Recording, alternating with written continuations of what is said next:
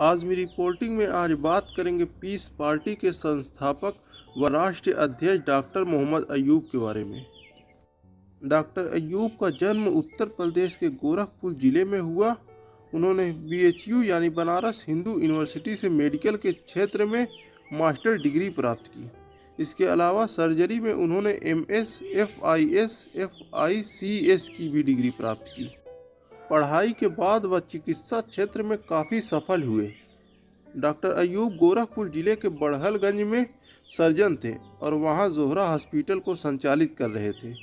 Zohra hospital की वजह से डॉक्टर अयूब को खूब शोहरत हासिल हुई।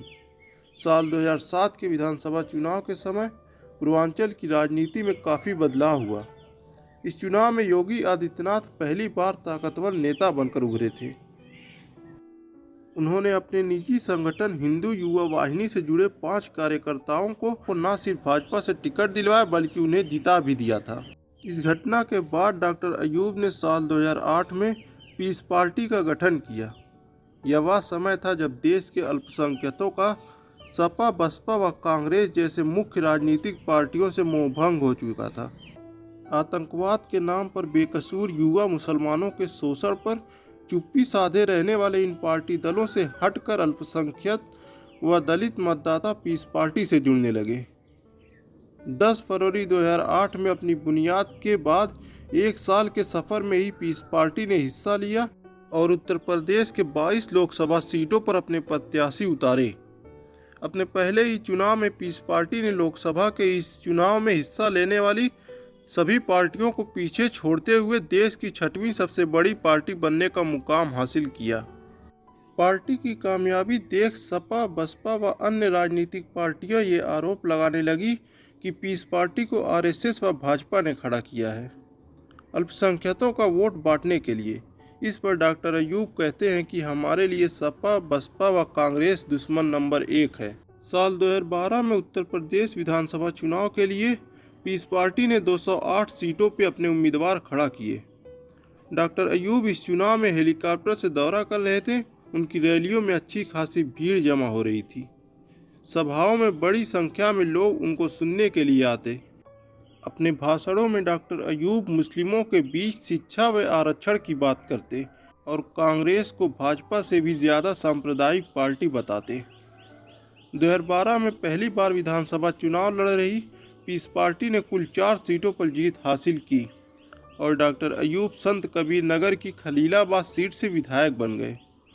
इसके बाद डॉक्टर अयूब की पीस पार्टी ने झारखंड में हुए विधानसभा, महाराष्ट्र के नगर निकाय व दिल्ली नगर निगम के चुनाव में हिस्सा लिया और इन राज्यों में अपनी मजबूत उपस्थिति दर्ज कराई।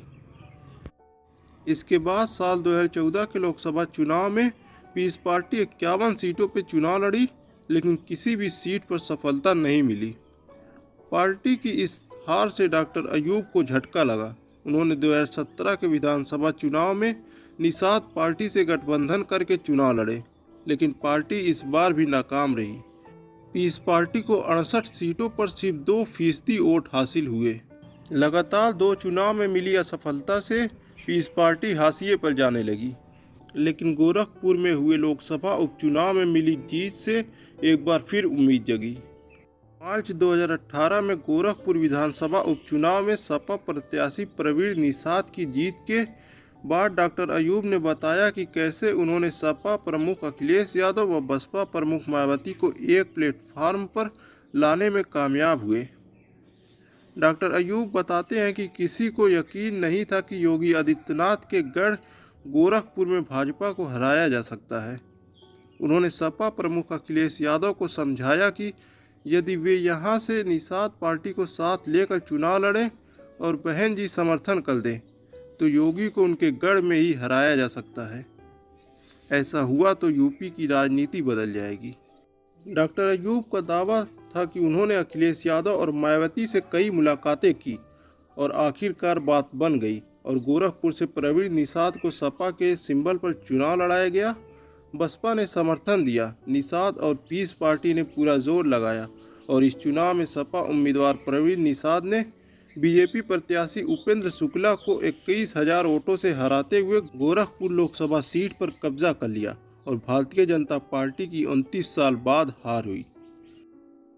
फिलहाल पार्टी अभी से पूरे आत्मविश्वास के साथ आने वाले उत्तर प्रदेश के विधानसभा चुनाव की तैयारी में लगी हुई है। देखना यह होगा कि एक बार फिर से डॉक्टर अयूब के नेतृत्व में इस पार्टी कितनी सीटें निकालने में कामयाब हो पाती है।